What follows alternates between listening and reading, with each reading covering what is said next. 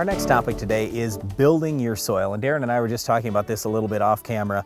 And he said, where do you want to go with this exactly? And the way I look at it in soils, we're talking about building organic matter, building overall fertility, and also something you may not have thought a lot about, and that's building the microbes that you have, just overall soil life from bacteria and fungi that are beneficial. And then let's take it a step further and go even to earthworms and things like that. So we want our soil alive. It's not just dirt. That's a big topic, and we've only got just this little show, Brian, to try and get all this out. So let's start with the organic matter. That's one of the things that we're really focused on in our farm is we want to build organic matter levels over time. Let's first focus on why do you want your organic matter to be higher? Well, basically, the more organic matter you have, the more moisture your soil can hold. For every 1% of organic matter, your soil can hold about 4% more water. That's a big deal. The next thing is, for every 1% of organic matter that you have out there, your soil for free every year is going to release about 20 to 30 pounds of nitrogen, about 4 to 7 pounds of phosphate, and about 2 to 3 pounds of sulfur. In addition to that, there are a bunch of other benefits in soil having that organic matter, having a lot of organic matter. You're going to have a lot less compaction, you have more soil life, you're going to have more air, more movement of everything from roots to microbes to earthworms in the soil when you have a fair amount of organic matter there. All right, so how do you build up organic matter? There's really a few things that I always focus on. One is going to be reducing the amount of tillage that you have. Now, you may say, hold on, I've got to manage my residues out there, and residue management is very important and critical to your success. What I'm concerned most about is the residue that's below ground. I want to keep my root mass intact if I can. So, for example,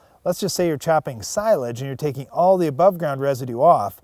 If I was chopping silage on my farm, I would certainly go no-till with my corn because I want to leave those root balls intact because about half of the plant material of a corn plant is below ground. So you see all this plant material above ground, and it's easy to focus on that. But just think, whatever you're growing, chances are the root system is about half of the residue of that whole plant. So leaving that root system intact is really important. Well, when you bring that up though, that just makes me think about soybeans. That's another thing that's big in our rotation. Well, they often say that soybeans have about 1/5 the root mass of corn, but it's just like you say, whatever you see above ground, there's going to be that much below ground. Well, think about looking at a soybean plant, now think about looking at a great big corn plant. Okay, it's no wonder why soybeans have a lot fewer roots. And we're not saying anything bad about soybeans here. It's just the point is, if we want to build our organic matter faster, you'd want to do it with plants that have more roots like corn. Well, and you certainly can build organic matter levels up in a soybean rotation. There's no question about that. It's been done. It's been proven. Guys that have done continuous soybeans for decades have seen organic matter levels go up as long as they're using no-till or seriously reduced tillage programs. It's just going to take a little bit of time. So if you want to do it quickly, point number 2 would be plant a high residue crop. So we're going to do less tillage, but then we're also going to look at high residue crops. So it may be something like corn, for example, what we're talking about. But in addition to that, what we want to do is get some manure out there and use some biological products. We use quick roots on our farm, but just anything you can to help stimulate overall root growth, to help get more beneficial bacteria and fungi out there. And that leads us into, okay, we've talked about the organic matter thing.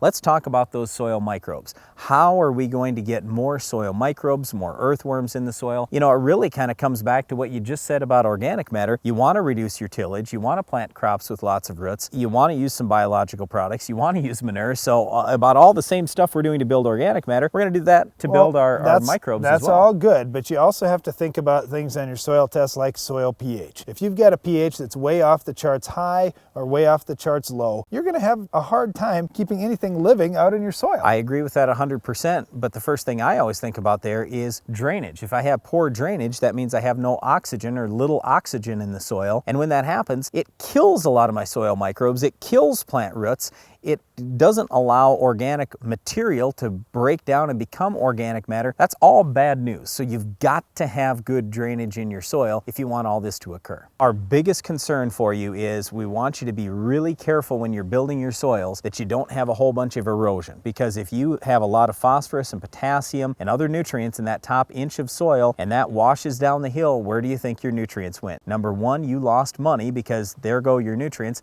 Number 2, it could cause pollution somewhere downstream. So just be real careful when you're doing these things. Try to keep that soil in your field. That's very important. And also be careful about where you're placing these nutrients, because if we can put phosphorus and potassium, these non-mobile nutrients, down a little bit in the soil, even 3, 4, 6, 8, 10 inches, that's awesome. All right, that was a lot of information there. And I guess the big thing for you to think about when you're talking about building up your soils, we like building up organic matter in the soils. We like building up the soil life, everything that's living in your soil. If we can increase that and make a better environment for better survival, we get faster residue breakdown. We just get a healthier soil overall and better top-end yields. Yeah, and then the other thing, if you're going to build fertility, be very conscious of the environment and where those nutrients are going, and especially be concerned about soil erosion. You've got to prevent soil erosion whenever you're building your soil. Well, the other thing you have to do if you want your fields to be more productive is stop weeds like our Weed of the Week. We'll show you how to control this weed coming up next.